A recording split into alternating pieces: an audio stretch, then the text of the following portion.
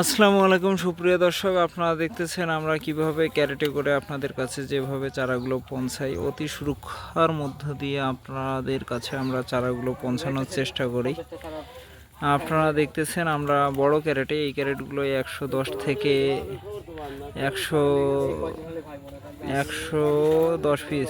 110 পিসের মতো করে চারা থাকে। 100 থেকে 110 পিসের মতো চারা যায়।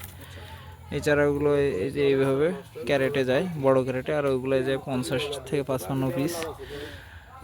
এই চারাগুলো কুরিয়ারে যাবে, তার জন্য রেডি হচ্ছে। আরও চারা উঠবে কুরিয়ারে, আপনারা পর্যায়ক্রমে সব কিছু দেখতে পারবেন। আমাদের কাছে পর্যাপ্ত পরিমাণ চারা আছে। আপনাদের যাদের চারার প্রয়োজন পড়বে তারা আপনারা আমাদের সঙ্গে যোগাযোগ করবেন। আমরা আপনাদেরকে আপনার নিকটস্থ থানায় অথবা উপজেলায় বা জেলায়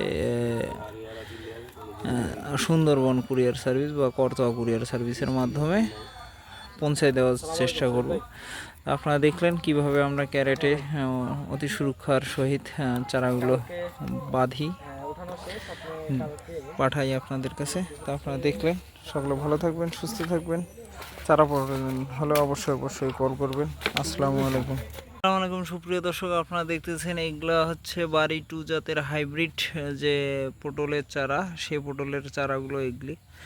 এই চারাগুলো আমরা বাংলাদেশের প্রতিটি জেলায় এবং আপনার নিকটস্থ সুন্দরবন বা করতোয়া কুরিয়ার সার্ভিসের মাধ্যমে দিয়ে থাকি। আপনারা দেখতেছেন কত সুন্দর সুন্দর চারাগুলো। এই চারাগুলো সবগুলোই টপে করা।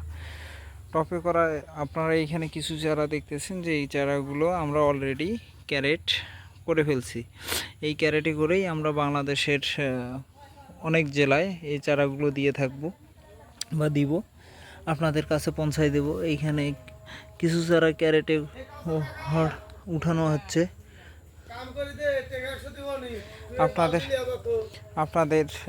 আপনাদের যে এই চারাগুলো দেখেন, এই চারাগুলো আমরা বাংলাদেশের প্রতিটি জেলায় দিয়ে থাকি। তো আপনারা যদি চারা নিতে চান আমাদের সঙ্গে যোগাযোগ করে চারা নিতে পারেন।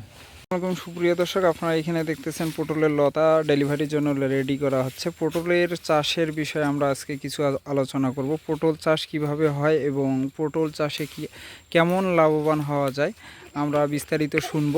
আপনারা দেখতেছেন এখানে লতা রেডি করা হচ্ছে। এই লতাগুলো ডেলিভারি যাবে আজকে বাংলাদেশের বিভিন্ন প্রান্তে। আমরা শুনবো একবার লতা লাগাইলে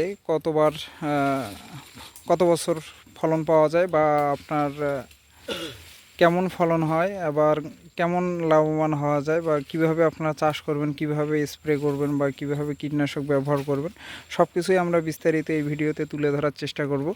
আচ্ছা, এই লতা লাগানোর পর জমিতে মানে লাগানোর আগে কি করতে হয়? জমিতে লাগানোর আগে মূলত চাষ করে নিতে হয়, কোনো সার ওষুধ দেওয়া যাবে না। কোনো সার ওষুধ দেওয়া যাবে না, চাষ করে নিতে হবে শুধু। মূলত লাগানোর 1 মাস পরে যখন চারাটা 1 হাত হয়ে যাবে, হ্যাঁ, তখন গাছ ছাড়া 4 ইঞ্চি দূর দিয়ে সার দিতে হবে। 4 ইঞ্চি দূর দিয়ে সার দিতে হবে। তার আগে সার দেওয়া যাবে না, কোনো সার দেওয়া যাবে না। হ্যাঁ, না। আচ্ছা, এই চারার ফলন কতদিন পরে আসতে পারে? এই চারার ফলন আসবে হচ্ছে ফাল্গুন মাসে। ফাল্গুন মাসে? হ্যাঁ, ফাল্গুন মাসে পটলের গাছ যখন 1 হাত হয়ে যাবে তখন ফুল নিয়ে গাছ বাড়বে এবং পটল আসবে। পটল হাইব্রিড? এটা হাইব্রিড। হ্যাঁ। আচ্ছা, এই পরাগায়নও করতে হয় না। অন্যান্য পটলে দেখেন যশোরের যেসব পটলগুলি, হ্যাঁ, আমরা ইউটিউবের ভিতর দেখি পরাগায়ন করতে হয়, কিন্তু আমার পটল পরাগায়ন করতে হয় না। পরাগায়ন করতে হয় না? না। আচ্ছা, এই পটল লাগানোর নিয়মটা কি? এটা পটলের লাগানোর নিয়ম, এই যে লতা 1 হাত পর পর 2টা করে লতা লাগাইতে হবে। 1 হাত পর পর 1 হাত পর পর 2টা করে লতা? হ্যাঁ, লতা লাগাইতে হবে। 1 ইঞ্চি মাটিতে পেরে দিয়ে লাগাইতে হবে। পেরে দিয়ে লাগাইতে হবে। আর এক লাইন থেকে আরেক লাইন 5.5 হাত। এক লাইন থেকে আরেক লাইন 5.5 হাত। আচ্ছা, এখানে কি কোনো ওষুধ ব্যবস্থাপনা আছে? যে মনে করেন আপনার 50 দিন বা যদি মনে করেন যে নুইন পাউডার অর্থাৎ ছত্রাকনাশক নুইন পাউডার দিয়ে ভিজ দিয়ে নিয়ে তারপরে আপনি করতে পারেন, অথবা ম্যানকোজেব, ম্যানসার, এগুলো ভিজাই নিয়ে করতে পারেন। আবার না করলেও কোনো সমস্যা নেই। এখন পুরা লতার জোয়ার চলতেছে, তো এখন ওইভাবে যদি না করেন তার সমস্যা নেই। আচ্ছা, আপনার মনে করেন দেখা যায় যে অনেক সময় পটল জাংলাতে চলে আসতেছে, কিন্তু ওই সময় পোকা বা ছত্রাকনাশক কিছু একটা সেটা সমস্যা দেখা দিতে পারে, তখন সেক্ষেত্রে কি ব্যবহার করে? ওষুধটা ব্যবহার করতে হয় সাদা মাছির জন্য।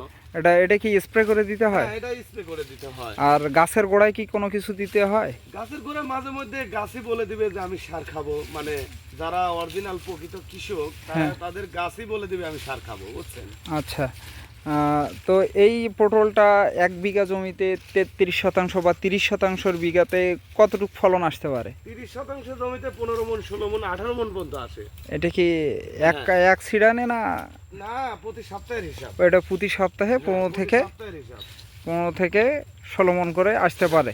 আচ্ছা, পটলের বাজার দরটা এক এক সময় এক এক রকম থাকে, তারপরও সময় ক্ষেত্রে বাড়ে, সময় ক্ষেত্রে কাঁচা মাল ভাই কোন সময় বাড়ে, কোন সময় কমে, এরকম। হ্যাঁ, সেক্ষেত্রে দেখা যায় যে আমাদের মনে করেন যে মিনিমাম একটা স্বাভাবিক বাজার থাকলেও তারপরও কেমন লাভবান হতে পারে একটা কৃষক? 2-2.5 লক্ষ টাকা 1 বিঘা জমি থেকে বিক্রি করা সম্ভব। বিক্রি করা সম্ভব। এটা কি বছরে না 3 বছরে? বছরে বছরে ভাই, ও আচ্ছা, প্রতি বছরের হিসাব। এটা প্রতি বছরে। হ্যাঁ, 1 বিঘা জমিতে ধরেন সপ্তাহে 15 মণ পটল উঠলে 1000 টাকা করে বেচলে সপ্তাহে 15,000। 15,000 টাকা সাপ্তাহিক আসছে। 10 মণ উঠলো 10,000 টাকা। 10,000 আবার টাকা। সময় ক্ষেত্রে বাজার বাড়ে, তার সাথেও কমে, এরকম। আচ্ছা, এটা স্প্রেটা কি প্রতি সপ্তাহে দিতে হয় না মাঝে মধ্যে স্প্রে করতে হয়, সপ্তাহে করতে হয়, 15 দিনে করতে হয়। 15 দিনে করতে হয়?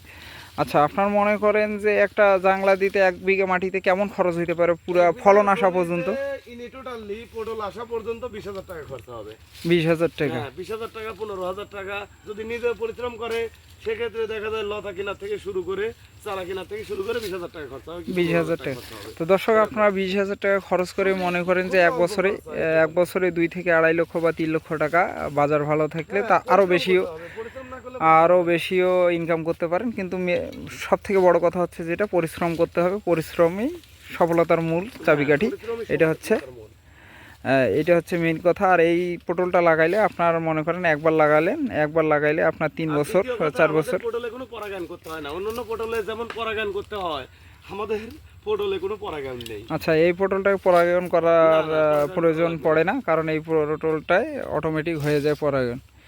তো আপনারা দেখলেন কিভাবে লতা থেকে পটল একবারে জাংলা থেকে শুরু, দেখতে পাচ্ছেন এই প্রতিটি শিকড়ে একটা করে চারা বের হবে, প্রত্যেকটি শিকড়ে একটা করে চারা বের হবে, প্রত্যেকটি শিকড়ে না? হ্যাঁ। তো আপনারা দেখলেন কিভাবে লাগানো থেকে শুরু করে কিভাবে আপনারা ফলন পর্যন্ত যাবেন, আমরা বিস্তারিত শুনলাম। আপনাদের কারো যদি চারা প্রয়োজন পড়ে বা লতার প্রয়োজন পড়ে, চারাও হয় আবার লতাও হয়, যে লতা নিলে খরচ কম, চারা নিলে একটু খরচ বেশি আসবে। অনেকেই আবার মনে করে যে না, আমি লতা নিয়ে হবে কি হবে না, এই কারণেই অনেকে চারা নিতে পছন্দ করে। আমাদের চারা করা আছে, যাদের চারার প্রয়োজন পড়বে স্ক্রিনে দেওয়া নাম্বারে, বা লতার প্রয়োজন পড়বে স্ক্রিনে দেওয়া নাম্বারে আমাদের সঙ্গে যোগাযোগ করে আপনারা চারা নিতে পারেন। আমরা সুন্দরবন কুরিয়ার সার্ভিসের মাধ্যমে সারা বাংলাদেশ সেল দিয়ে থাকি। কিন্তু একটাই কথা, কিছু আগে পেমেন্ট করতে হবে, কারণ অনেকেই দেখা যায় যে চারা যাওয়ার পর চারা তুলে না, ফোন রিসিভ করে না, ব্ল্যাক লিস্টে রেখে দেয়। এই কারণে আমাদেরকে কিছু অগ্রিম টাকা পেমেন্ট করে আপনাদেরকে চারা নিতে হবে। তো সকলে ভালো থাকবেন, সুস্থ থাকবেন। ভিডিওটি ভালো লাগলে শেয়ার করে দেবেন। ধন্যবাদ।